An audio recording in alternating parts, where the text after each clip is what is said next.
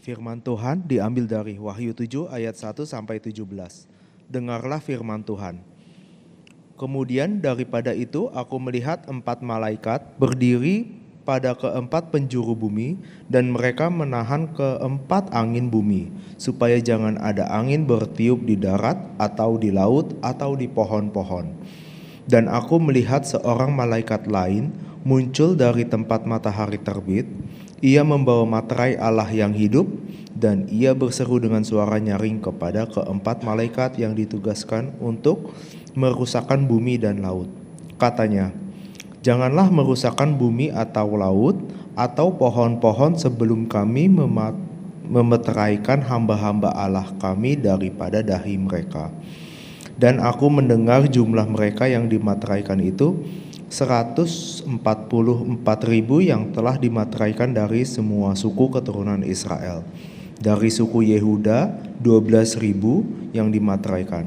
Dari suku Ruben 12.000, dari suku Gad 12.000, dari suku Asyur 12.000, dari suku Naftali 12.000, dari suku Manasye 12.000, dari suku Simeon 12.000, dari suku Lewi 12.000, dari suku Isakhar 12.000, dari suku Zebulon 12.000, dari suku Yusuf 12.000, dari suku Benyamin 12.000. Orang banyak yang tidak terhitung banyaknya. Kemudian daripada itu aku melihat sesungguhnya suatu kumpulan besar orang banyak yang tidak dapat terhitung banyaknya, dari segala bangsa dan suku dan kaum dan bahasa, berdiri di hadapan tahta dan di hadapan Anak Domba, memakai jubah putih dan memegang daun-daun palam di tangan mereka. Dan dengan suara nyaring mereka berseru, keselamatan bagi Allah kami yang duduk di atas tahta dan bagi Anak Domba. Dan semua malaikat berdiri mengelilingi tahta dan tua-tua dan keempat makhluk itu. Maka tersungkur di hadapan tahta itu dan menyembah Allah sambil berkata, Amin. Puji-pujian dan kemuliaan dan hikmat dan syukur dan hormat dan kekuasaan dan kekuatan bagi Allah kita sampai selama-lamanya. Amin. Dan seorang dari antara tua-tua itu berkata kepadaku, siapakah mereka yang memakai jubah putih itu dan dari manakah mereka datang? Maka kataku kepadanya, Tuanku, Tuhan mengetahuinya. Lalu ia berkata kepadaku, mereka ini adalah orang-orang yang keluar dari kesusahan orang besar, dan mereka telah mencuci jubah mereka dan membuat putih di dalam darah Anak Domba. Karena itu mereka berdiri di hadapan tahta Allah dan melayani Dia siang malam di bait sucinya. Dan Ia yang duduk di atas tahta itu akan membentangkan kemahnya di atas mereka. Mereka tidak akan menderita lapar dan dahaga lagi, dan matahari atau panas terik tidak akan menimpa mereka lagi. Sebab Anak Domba yang tengah-tengah tahta itu akan mengembalakan mereka dan akan menuntun mereka ke mata air kehidupan. Dan Allah akan menghapus segala air mata dari mata mereka. Demikianlah firman Tuhan. Terima kasih Saudara Geo untuk bantuannya membaca firman Tuhan. Shalom saudara sekalian. Untuk saudara yang pertama kali datang di sini, perkenalkan, nama saya Oswin. Saya adalah salah satu staf penuh waktu di Covenant City Church. Saya bersyukur ya bisa diberi kesempatan hari ini sekali lagi untuk memberitakan firman Tuhan dan merenungkan bersama saudara sekalian. Sebelum kita masuk lebih dalam, saya mau ajak kita untuk sama-sama berdoa. Mari kita sama-sama tunduk kepala, kita berdoa. Allah Bapa di surga, kami datang ke hadapan-Mu mengucap syukur karena Engkau memberikan kami kesempatan untuk boleh bangun hari ini, menjalani hidup kami, dan terlebih penting berkumpul untuk memuliakan nama-Mu. Tuhan, kiranya persembahan, pujian yang kami naikkan kepadamu boleh berkenan di mata-Mu. Dan sekarang Tuhan, kami mau duduk mendengarkan firman-Mu, kiranya Engkau yang membuka telinga, pikiran, dan hati kami, supaya kebenaran-Mu boleh tertanam di hati kami dan tumbuh keluar sampai ke kehidupan kami. Dalam nama Yesus kami berdoa dan mengucap syukur. Amin. Saudara, sejak GPC mulai seri khotbah Yosua, saya udah sempat 2 kali khotbah di sini, dan entah kenapa saya selalu nggak dikasih khotbah Yosua ya. Nggak, tapi saya ingat yang beberapa bulan lalu saya dikasih teks-teks yang sulit gitu, yang tentang menghormati penatua. Kayaknya ada kesengajaan gitu ya dari Ko David ya. Enggak ya saudara, bercanda. Jadi kenapa kita merenungkan kitab Wahyu hari ini? Sebenarnya karena kemurahan hati Ko Davin, itu saya dikasih kesempatan untuk boleh pilih teks bebas, dan teks yang saya pakai ini adalah teks yang akan saya khotbahkan minggu depan gitu. Jadi saya nggak usah bikin khotbah 2 kali. Nah karena di CCC kita sekarang ini sedang ada di dalam apa yang kita sebut sebagai bulan misi atau mission month. Jadi khotbah-khotbah kita itu berkaitan dengan pekerjaan-pekerjaan misi. Dan saya pikir karena minggu depan itu minggu terakhir di bulan September, rasanya cocok untuk kita menutup bulan misi itu dengan memperhatikan apa yang Alkitab gambarkan sebagai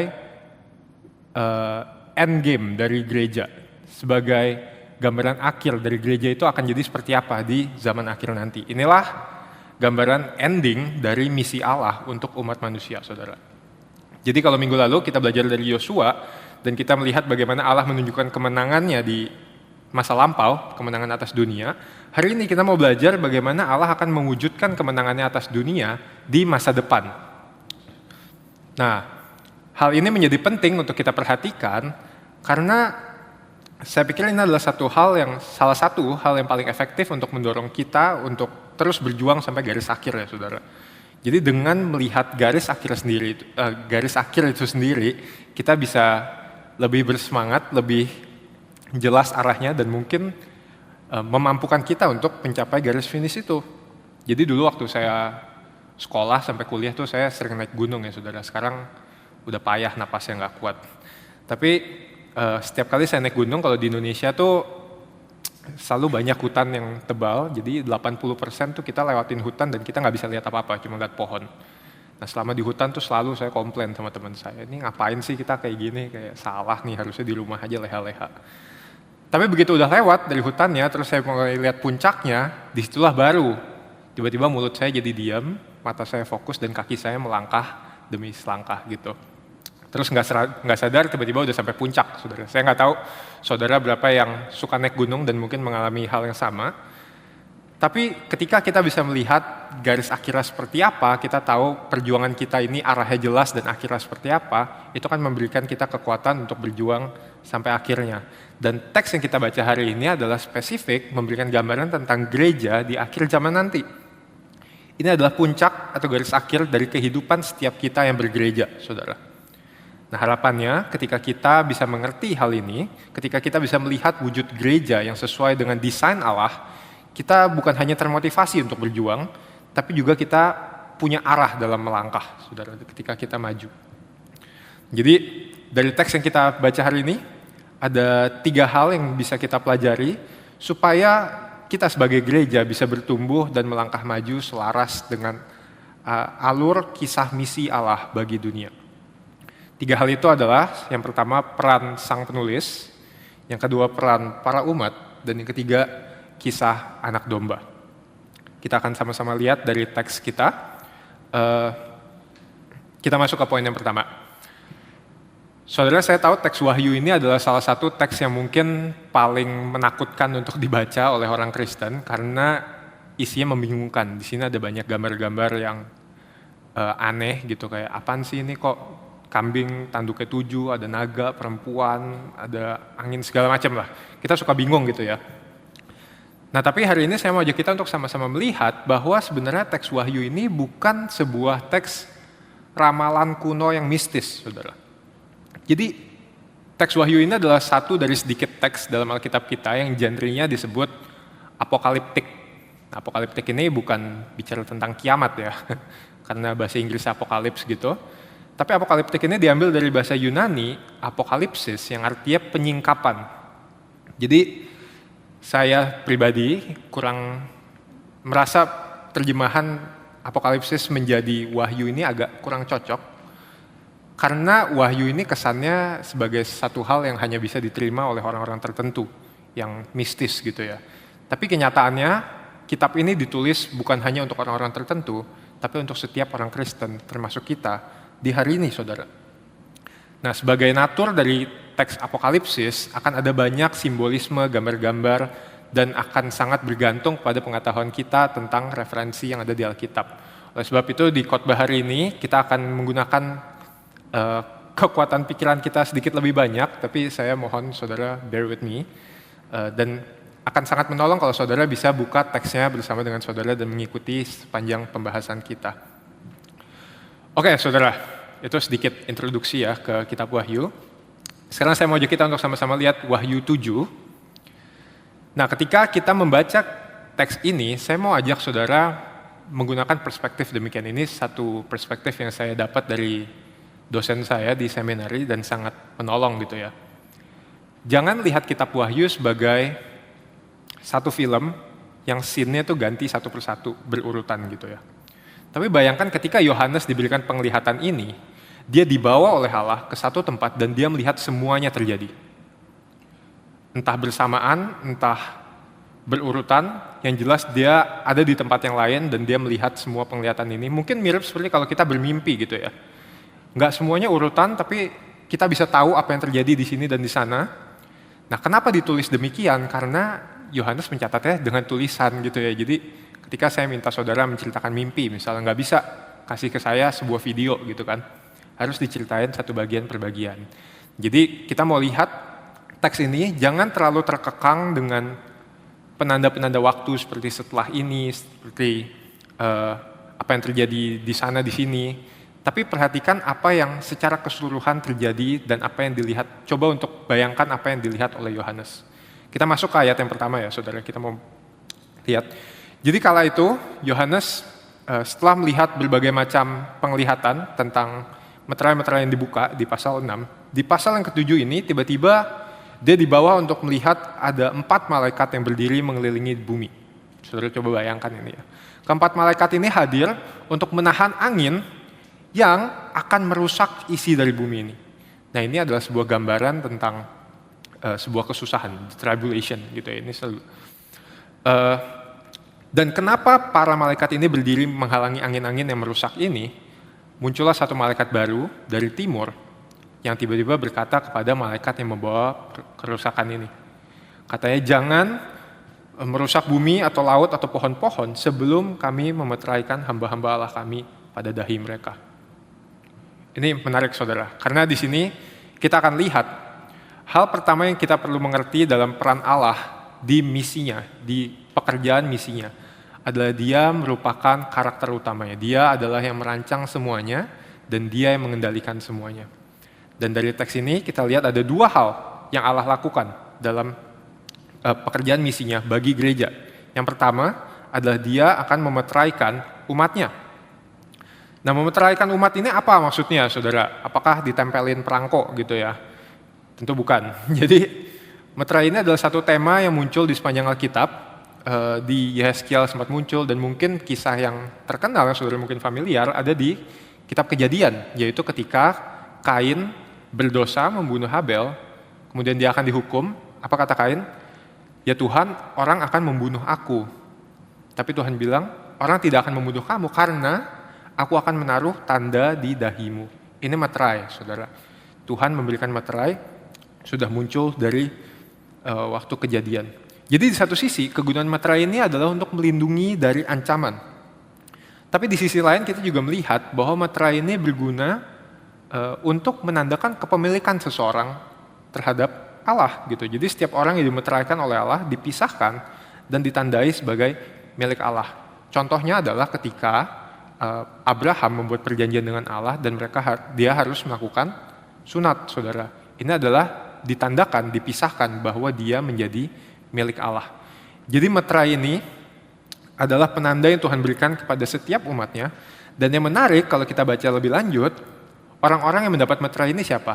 Ini adalah orang-orang yang sudah Tuhan pilih. Dari semua bangsa Israel, hanya sebagian yang dipilih. Tentu setiap suku tidak cuma 12.000 orangnya. Tapi lagi-lagi karena ini kitab Apokalipsis, kita tidak perlu terlalu fokus sama angka-angka ini. Memang ada banyak penafsiran tentang apakah 144.000 ini literal atau tidak. Tapi mungkin itu kita bisa simpan untuk pembicaraan lain waktu, saudara.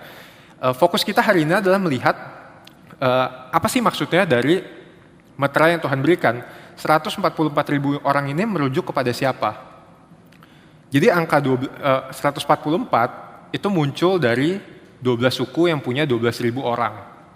Nah 12.000 ini muncul juga dari perkalian antara 12 dan 10 sebanyak 3 kali gitu. Nah ini angka-angka yang dalam tradisi Yahudi punya makna. Maknanya adalah sempurna, utuh, penuh. Makanya Yesus punya murid 12 orang. Makanya kalau kita lihat hukum Taurat itu ada 10 dan sebagainya. Jadi angka-angka ini artinya adalah penuh, dan ketika dikalikan berulang-ulang, maksudnya adalah jumlah orang yang Tuhan pilih itu utuh, genap, tidak kurang. Jadi semuanya sudah Tuhan tentukan. Dari mana kita bisa tahu ini? Saudara, jadi ada satu hal yang menarik yang mungkin kita kalau sekedar baca, itu kita nggak akan bisa tangkap gitu ya. Jadi dari antara orang-orang yang dimeteraikan oleh Allah, ini bukan sembarang orang yang Tuhan pilih. Dan ini juga tidak terbatas kepada segelintir orang di dunia ini. Kita tahu dari bagaimana Yohanes mendaftarkan orang-orang atau suku-suku Israel yang ada di sini. Jadi menarik, pada zaman Yohanes menulis kitab ini, saudara, suku Israel itu udah nggak 12. Kenapa? Karena setelah Salomo, bangsa Israel terpecah menjadi 2, ada 10 suku yang tinggal di bagian utara, dan ada 3 suku yang di bagian selatan. Kenapa 13? Karena Lewi terbagi 2. Jadi di atas ada Lewi juga, di bawah ada Lewi. Dari 10 suku yang ada di utara, mereka berhasil dicampur oleh bangsa Asyur, sehingga identitas mereka hilang. Mereka dibuat kawin campur dan sebagainya. Tapi orang-orang di selatan, ada 3 suku. Mereka ini setia dengan perintah Tuhan dan tidak melakukan kawin campur. Dan 3 suku ini adalah Yehuda, Benyamin, dan Lewi. Saya mau saudara perhatikan siapa suku pertama yang ditulis di situ. Di situ ditulis yang pertama adalah Yehuda dan yang terakhir Benyamin. Ini menarik karena Yehuda ini bukan anak yang sulung, saudara. Jadi biasanya dalam penulisan silsilah, Yehuda ini nggak pernah disebut di bagian yang nomor 1. Jadi ketika Yohanes taruh di nomor 1, dia mau menyampaikan sesuatu. Apa itu? Jadi dari semua suku Israel itu, suku-suku yang ada ini akan menjadi pagar yang Tuhan berikan, menunjukkan bahwa ini adalah suku Israel yang asli. Maksudnya, ini sungguhan orang pilihan Allah. Dan bagaimana dengan suku-suku yang hilang? Kenapa bisa ada 12.000? Ini muncul dari mana? Ini adalah apa yang Tuhan lakukan, atau hal kedua yang Tuhan lakukan bagi gerejanya. Yang pertama tadi memeteraikan, yang kedua, Tuhan akan mengumpulkan umatnya. Umat-umat yang terserak, umat-umat yang terhilang, dia sendiri yang akan mengumpulkan. Dan siapa yang jadi perkumpulan ini, saudara? Jawabannya adalah gereja. Gereja, saudara. Jadi setiap orang yang percaya kepada Yesus, itu akan dikumpulkan dan menjadi gereja yang dimeteraikan. Saudara, apakah ada yang tahu seperti apa rasanya atau apa wujudnya dimeteraikan oleh Allah? Bagaimana wujudnya ketika keselamatan kita dijamin oleh Allah? Jawabannya adalah melalui pekerjaan Roh Kudus. Itu wujudnya di masa kini.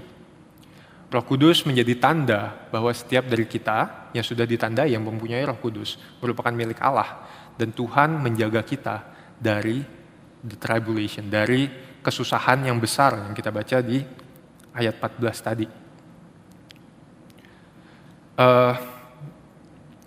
Saudara, waktu saya masih di tahun pertama di seminari, menariknya ya, walaupun saya punya akses begitu banyak kepada dosen-dosen, kepada materi-materi teologi, tapi justru tahun pertama itu saya meragukan iman saya gitu ya.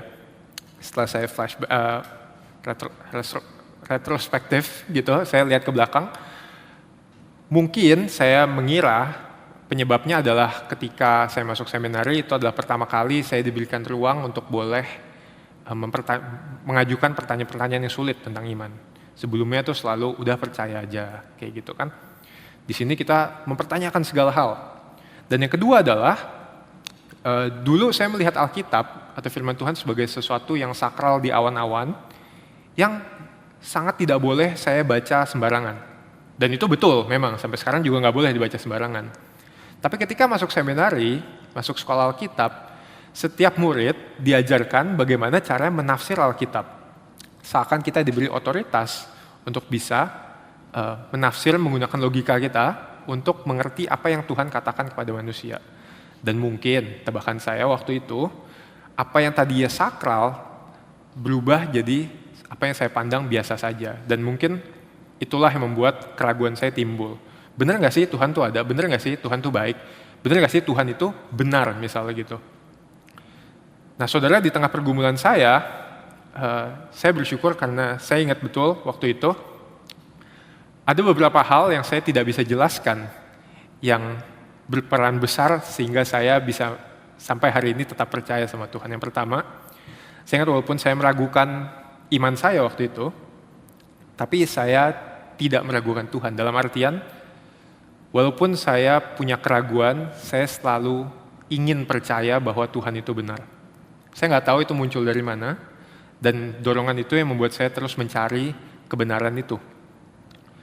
Yang kedua, Roh Kudus memberikan saya keberanian dan hikmat untuk mendatangi dosen saya. Jadi ini satu hal yang menakutkan ya saudara, karena saya seorang murid sekolah Alkitab, tapi kok meragukan iman. Saya takut kalau saya ngomong sama dosen atau dosen tahu saya di DO gitu ya.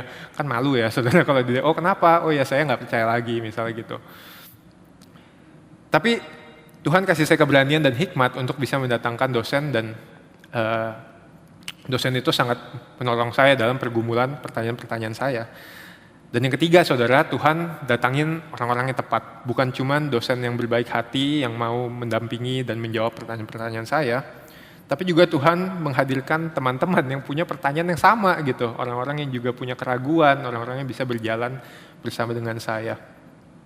Nah saudara, hal-hal inilah yang mungkin tampaknya seperti hal-hal yang kebetulan adalah bentuk manifestasi dari meterai yang Tuhan berikan, dari hati yang digerakkan oleh Roh Kudus, dari orang-orang yang Tuhan sediakan. Inilah jaminan-jaminan yang Tuhan berikan supaya umatnya tidak keluar dari jalur keselamatan. Inilah meterai itu, bentuknya seperti ini. Jadi setiap orang yang percaya yang dimeteraikan dijamin oleh Tuhan tidak akan kehilangan keselamatannya, dan setiap orang yang sudah Tuhan pilih pasti selamat. Nah dalam bulan misi saudara, mungkin pertanyaannya jadi muncul gitu ya. Kalau memang Tuhan sudah tentukan semuanya yang dia pilih itu pasti selamat, Tuhan sudah tentukan seperangkat orang ini pasti selamat, buat apa kita melakukan pekerjaan misi? Ngapain kita beresiko mungkin dimusuhin, mungkin bahkan punya masalah sama orang-orang gitu, dipersekusi demi memberitakan Injil? Ngapain kita capek-capek bangun gereja, mulai gereja dari di segala ketidakpastian yang ada, memulai dari komunitas yang kecil dan sebagainya. Buat apa kita melakukan itu semua saudara? Kalau misalnya memang Tuhan sudah menjamin orang yang selamat pasti selamat. Jawabannya saudara lagi-lagi ada di desain Allah terhadap gereja. Desain Allah terhadap perkumpulan umatnya. Coba ingat saudara, dalam Alkitab, kapan gereja pertama kali berdiri? Apakah sebelum Yesus, zaman Yesus, atau setelah Yesus? Jawabannya adalah setelah Yesus. Kira-kira bisa nggak Yesus aja yang bangun gerejanya? Yesus adalah seorang pengkhotbah yang hebat, dia resource-nya tidak terbatas, 5 roti jadi buat 5.000 orang. Wah, nggak usah pusing persembahan ya saudara ya. Semuanya tercukupi gitu. Bisa aja, tentu bisa Tuhan bikin. Tapi Tuhan nggak lakuin itu. Malahan, kapan gereja berdiri? Pertama kali adalah ketika Pentakosta. Ketika umat Allah dimeteraikan dengan Roh Kudus. Baru Tuhan kumpulkan menjadi gereja. Dan sejak saat itu, 2000 tahun yang lalu sampai hari ini, Tuhan menjaga gerejanya tetap hidup. Saudara, inilah alasan kenapa kita melakukan misi ya. Bukan karena kita mau balas budi sama Tuhan. Bukan karena kita mau sekedar meneruskan apa yang Tuhan berikan kepada kita. Tapi karena memang Tuhan mendesain, Tuhan mau umatnya berbagian. Tuhan mempercayakan kita, manusia yang terbatas ini, untuk berbagian dalam pekerjaan misinya. Dan inilah sumber sukacita kita atau sumber kekuatan kita dalam menjalankan misi, saudara. Ketika Tuhan mau gerejanya menjadi alatnya untuk mengumpulkan umatnya. Unik ya. Jadi perkumpulan Tuhan, cara ngumpulin adalah menggunakan perkumpulan itu sendiri gitu. Jadi inilah yang Tuhan rancang untuk gereja, bagaimana gereja bisa menjalani hidupnya. Nah terus kalau ini bagian Tuhan, apa yang menjadi bagian kita, saudara? Saya mau ajak kita untuk lihat poin yang kedua ya. Supaya kita bisa mengerti bagaimana gereja kita bisa bertumbuh dan melangkah maju selaras dengan alur kisah misi Tuhan. Kita harus mengerti yang pertama peran Tuhan, tapi yang kedua juga peran para umat, yaitu peran kita. Saudara, kalau tadi kita melihat fondasi berdirinya dan berjalannya gereja adalah pekerjaan atau peran Tuhan, sekarang kita mau lihat apa yang menjadi peran kita sebagai umatnya. Kita lihat di ayat 9, mulai ayat 9 ya saudara. Di sini ada beberapa karakteristik yang menggambarkan tokoh umat atau peran umat gereja yang seharusnya kita jalankan. Saya mau ajak kita lihat yang pertama adalah umat Allah ini berdiri di hadapan tahta dan di hadapan anak domba. Jadi di ayat 15 kita bisa lihat setelahnya ya, bicara tentang tahta anak domba ini bicara tentang bait suci atau tempat kediaman Allah. Dan kita tahu di Alkitab, tempat kediaman Allah ini tidak bisa didatangi oleh sembarang orang. Di Perjanjian Lama, satu kisah yang terkenal adalah ada seorang bernama Uza. Dia ini waktu itu ada di iring-iringan tabut perjanjian, kemudian tabut perjanjian ini mau jatuh, terus yang dilakukan adalah dia coba tahan supaya nggak jatuh, niatnya baik gitu. Tapi ternyata karena dia bukan orang yang seharusnya menyentuh hadirat Allah, apa yang terjadi sama dia? Dia mati, saudara ya. Karena kekudusan Tuhan itu bukan sesuatu yang main-main. Jadi ketika umat Allah kini bisa berdiri di hadapan tahta, bisa masuk ke dalam bait suci, ada sesuatu yang berubah. Mereka bukan lagi menjadi orang biasa, tapi mereka kini menjadi imam. Mereka punya tugas, mereka diubahkan statusnya menjadi imam Allah. Dan ini selaras dengan 1 Petrus 2 ayat 9, saudara, ini juga ayat hafalan yang terkenal. Bunyinya, tetapi kamulah bangsa yang terpilih, imamat yang rajani. Ini maksudnya, setiap dari kita diangkat oleh Tuhan menjadi imam. Bukan maksudnya setiap dari kita harus jadi full time, harus khotbah, harus pergi ke pelosok untuk memberitakan Injil. Gitu. Kalau saudara terpanggil, bagus. Gereja sangat mendukung ya, saudara, itu sangat baik. Tapi menjadi imam adalah bicara bagaimana posisi kita bukan lagi ada di dunia saja. Kita bukan lagi manusia yang terpisah dari Allah. Tapi posisi imam tugasnya adalah menjadi perantara antara Tuhan dan umatnya. Antara Tuhan dan manusia. Imam ada di tengah. Jadi di satu sisi imam melakukan pelayanan untuk bait suci, melayani Tuhan. Tapi juga di sisi lain imam menyalurkan berkat Tuhan kepada umatnya. Menjadi perantaraan dari pekerjaan Tuhan bagi manusia. Nah, dalam konteks kita masa kini, setiap kita dipanggil menjadi imam, artinya kita menjadi agen, kita menjadi saluran dari apa yang Tuhan mau kerjakan bagi dunia, saudara. Dan apa misi Tuhan bagi dunia ini? Pemulihan yang sempurna. Kita lihat dunia yang rusak oleh dosa ini penuh dengan hal-hal yang menyedihkan, yang memedihkan, dan menyakitkan. Tapi pekerjaan Yesus adalah memulihkan mereka yang terpinggirkan, menyembuhkan mereka yang sakit, membangkitkan orang yang lumpuh, dan sebagainya. Tuhan memanggil kita untuk menjadi saluran dari pemulihan itu. Tapi di sisi lain, kita juga dipanggil untuk berbagian dalam pekerjaan Allah, memperluas kerajaannya di dunia. Jadi it's a two-fold calling, 2 lapis panggilannya. Gitu ya saudara. Karakteristik kedua, bukan cuma kita diizinkan masuk ke dalam bait Allah, tapi juga akan memakai jubah putih dan memegang daun palem. Ini adalah gambaran pada masa itu, gambaran sebagai orang yang baru menang. Jadi ini zaman Roma, daun palem itu diberikan kepada orang yang menang pertandingan biasanya, tapi juga jubah putih diberikan kepada mereka yang biasanya menang perang. Nah saudara, kalau kita baca sampai bagian terakhir dari pasal 7, nanti kita akan bahas lebih lanjut, tapi saya serempet sedikit. Gambaran jubah yang dicuci, jubah yang menjadi putih, itu juga adalah gambaran dari ritual yang dilakukan orang masa itu setelah mereka berperang.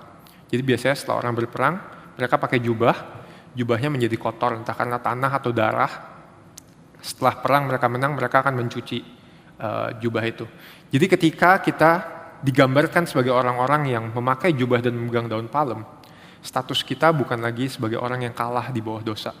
Tapi Tuhan mengubahkan setiap kita menjadi pemenang atas dosa. Dan yang terakhir, saudara, yang jadi karakteristik umat Allah adalah umat Allah menyembah Allah. Di sini digambarkan di ayat berapa ya? Di ayat 12. Jadi di ayat 11, para kumpulan orang banyak ini, yaitu umat Allah yang sudah dikumpulkan, memuliakan Allah bersama dengan para malaikat, mereka tunduk dan memuji Tuhan. Inilah natur dari umat Allah, saudara. Kita menyembah Tuhan ini adalah sebuah aksi ketundukan, sebuah aksi ketaatan kepada Tuhan. Mengingat bahwa, lihat pujiannya, bahwa semuanya ini hanya bisa terjadi karena hikmat Allah, syukur pada Allah, karena kekuatan Allah, karena kekuasaan Allah. Dan tidak akan bisa terjadi kalau Allah tidak ikut campur. Saudara, dari ketiga karakteristik ini, kemudian memunculkan dalam tanda kutip tuntutan untuk kita ya. Karena setiap peran hanya bisa kita isi ketika kita menjalankannya, ketika kita melakukannya. Dan setiap karakteristik tadi juga menimbulkan hal-hal yang harus kita lakukan, saudara. Seperti yang pertama, misalnya menjadi imam. Menjadi imam itu, seperti yang tadi saya sebut, adalah menjadi perantara antara manusia dan Allah. Dan dalam konteks ini, apa yang bisa kita lakukan adalah kita berpartisipasi dalam pekerjaan Allah membangun gerejanya. Entah secara eksternal, yaitu kita mendukung gereja-gereja yang sedang ditanam, atau secara internal, kita terus berjuang dalam kehidupan bergereja kita. Karena pada kenyataannya, saudara, biarpun gambaran di sini sangat indah ya, orang-orang dari berbagai bangsa, dari berbagai bahasa bisa bersatu dan memuji Tuhan bersama, kenyataannya dalam gereja kita menemukan lebih banyak gesekan daripada jalan yang mulus gitu. Tapi justru dalam keadaan seperti ini Tuhan memanggil kita, dan inilah tempat paling baik untuk kita bisa bertumbuh. Itu panggilan itu cara pertama untuk kita menjalankannya. Cara yang kedua, saudara, untuk kita menjalankan tugas kita sebagai imam adalah untuk berpartisipasi dalam pekerjaan Allah merestorasi dunia, dalam pekerjaan kita, dalam kehidupan keseharian kita. Apa yang kita saksikan kepada orang-orang di sekitar kita, bagaimana kita melakukan pekerjaan kita, bagaimana kita memperlakukan misalnya karyawan kita, bagaimana kita memperlakukan atasan kita, bagaimana kita memperlakukan pekerjaan kita, apakah kita malas, apakah kita serius, apa yang menjadi saksi dari kehidupan kita bagi orang lain di dunia. Dan saudara, kalau kita mau serius, kita tanya kepada diri kita setiap hari, apa yang bisa kita lakukan supaya orang di sekitar kita bisa kenal Yesus lebih. Itu panggilan kita, saudara, sebagai imam, sebagai orang yang sudah dimeteraikan. Yang kedua, sebagai orang yang disebut sebagai pemenang, orang yang sudah diubahkan. Ini ada perubahan status dari pendosa, kini menjadi anak. Dari orang yang tidak layak menjadi layak untuk bertemu. Dan hal paling besar yang menurut saya perlu kita perhatikan di sini adalah sebuah perubahan cara pandang, perspektif. Saudara, sangat mudah bagi manusia untuk bergerak dengan memperhatikan dirinya sendiri saja. Apa yang menguntungkan bagi kita, apa yang tidak menguntungkan bagi kita, semuanya berpusat pada diri kita. Tapi ketika Tuhan sudah mengangkat kita, maka harusnya perspektif itu berubah, pusatnya bukan lagi diri kita, tapi Tuhan. Kita bukan lagi, ketika kita datang kepada Tuhan, kita bukan lagi fokus kepada apa yang bisa atau tidak bisa kita lakukan, tapi kita fokus apa yang Tuhan sudah lakukan buat kita. Dan ketika kita melakukan sesuatu buat Tuhan, ini bukan satu pekerjaan yang nanti kita dapat upah dari Tuhan gitu ya. Seorang anak tidak diupahi oleh orang tuanya, tapi seorang anak itu dicukupi kebutuhannya. Dan ketika kita berelasi dengan Tuhan, ini mindset yang harus kita punya. Kita bukan sedang menyenangkan seorang bos gitu ya, seorang majikan supaya nanti kita diberkati. Tapi kita melakukannya karena kita sekarang punya relasi yang personal dengan Dia. Ini juga berhubungan dengan bagaimana kita bermisi, saudara. Karena dalam konteks ini, ketika kita bermisi, misi bukan lagi jadi sebuah tuntutan yang Tuhan berikan kepada kita, tapi justru jadi sebuah kesempatan untuk kita berpartisipasi, sebuah kesempatan untuk kita mengemban kepercayaan yang Tuhan berikan. Dan ini menurut saya lumayan mind blowing ya gitu. Karena dulu saya pikir misi Tuhan itu sekedar bicara tentang pergi ke pelosok, memenangkan orang, dan misi yang berhasil adalah misi yang mempertobatkan banyak jiwa gitu. Tapi ternyata itu sebuah pandangan yang kurang lengkap, saudara. Karena kenyataannya Tuhan bukan cuman mencari orang-orang untuk diselamatkan, tapi Dia ingin mendatangkan pemulihan yang utuh. Jadi ketika kita bisa dipercayakan, bahkan bukan sekedar hanya dipercayakan ya, kita menjadi penggerak utama dari misi Allah. Bayangkan saudara, Tuhan pergi dan menyerahkan semuanya kepada manusia. Kalau manusia gagal, ya gagal acaranya gitu ya. Tapi Tuhan mau mempercayakan ini kepada kita, supaya kita bisa berbagian dalam sukacitanya Dia. Saya dulu waktu kecil suka datengin mama saya yang lagi cuci piring, saya mau minta cuci piring karena kelihatannya senang main air, tapi saya selalu ditolak gitu. Kamu masih kecil, jangan, nanti basah, nanti piringnya pecah segala macam. Dan sukacita yang sangat besar datang kepada saya ketika saya sudah cukup besar dan saya minta untuk cuci piring dan dikasih, saudara kata, oh ya boleh sini bantu cuci piring, kamu diajarin cara cuci piring. Apakah cuci piringnya bikin senang, saudara? Enggak, itu pekerjaan yang membosankan ya. Tapi yang bikin senang adalah waktu itu saya dipercaya oleh ibu saya. Saya boleh bekerja sama dengan mama saya. Dan ini sesuatu yang relevan buat setiap kita, bukan? Misalnya, saya tidak jarang mendengar orang yang pamer misalnya, oh ya saya sempat kerja dengan CEO ini, perusahaan ini. Kenapa? People take pride in what they do.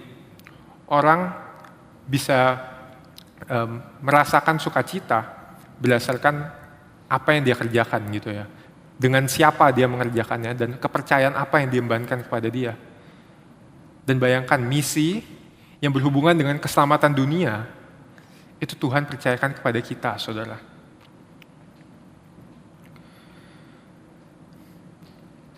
Jadi saudara, inilah yang harusnya menjadi landasan sukacita dan semangat kita dalam melakukan misi Allah. Bukan karena kita mau balas budi, lagi-lagi, bukan karena kita mau sok baik, tapi karena kita punya relasi yang intim dengan Tuhan, dan Tuhan mempercayakannya kepada kita.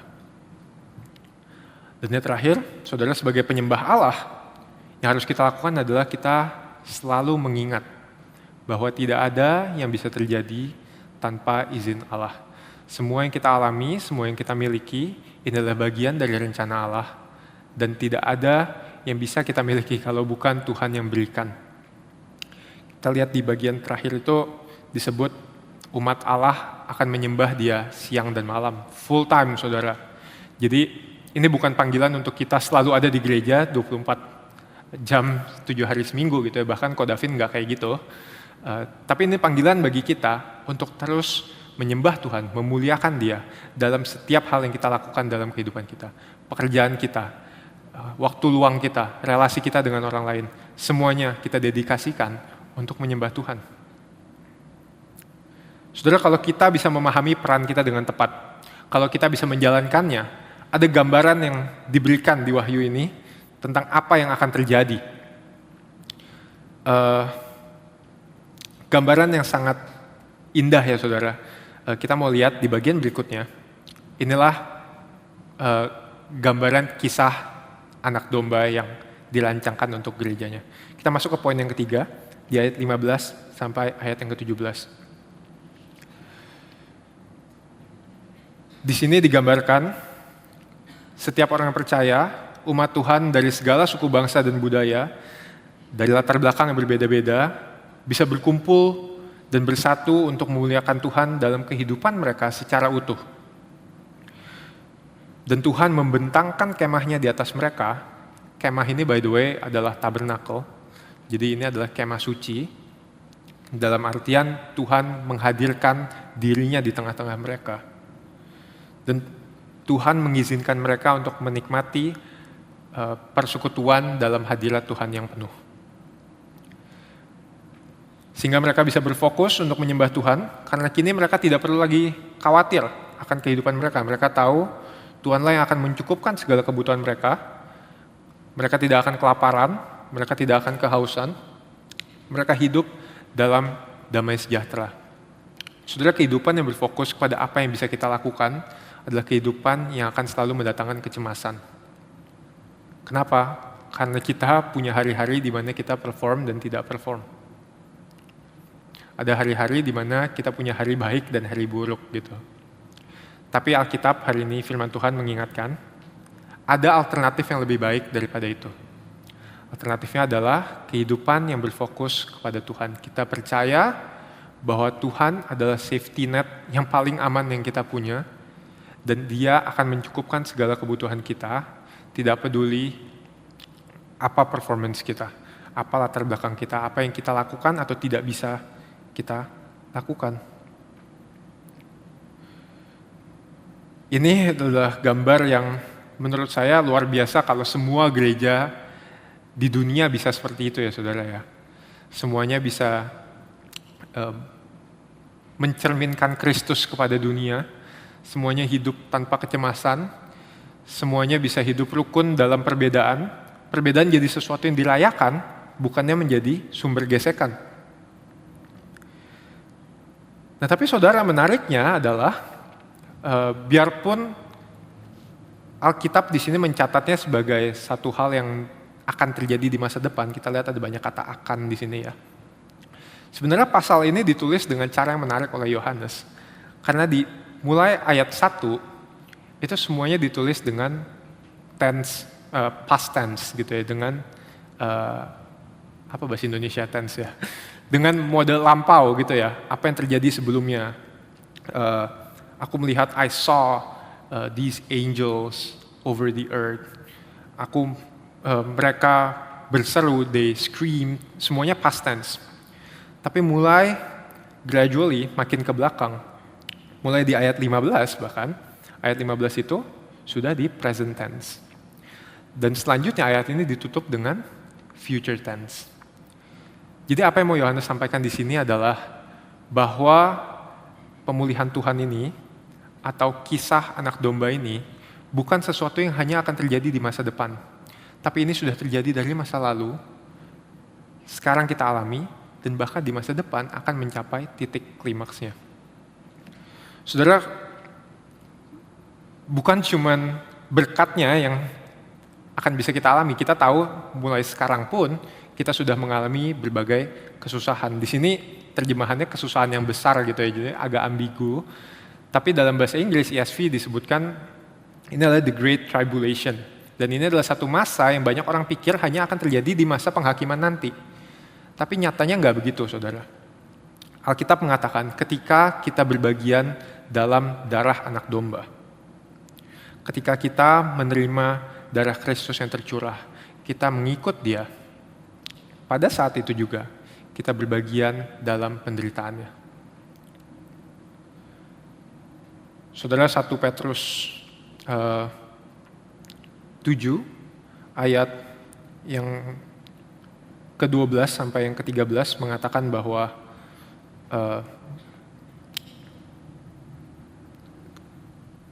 kita ketika Kristus mati, kita jangan heran ketika kita menghadapi kesulitan yang menyala-nyala.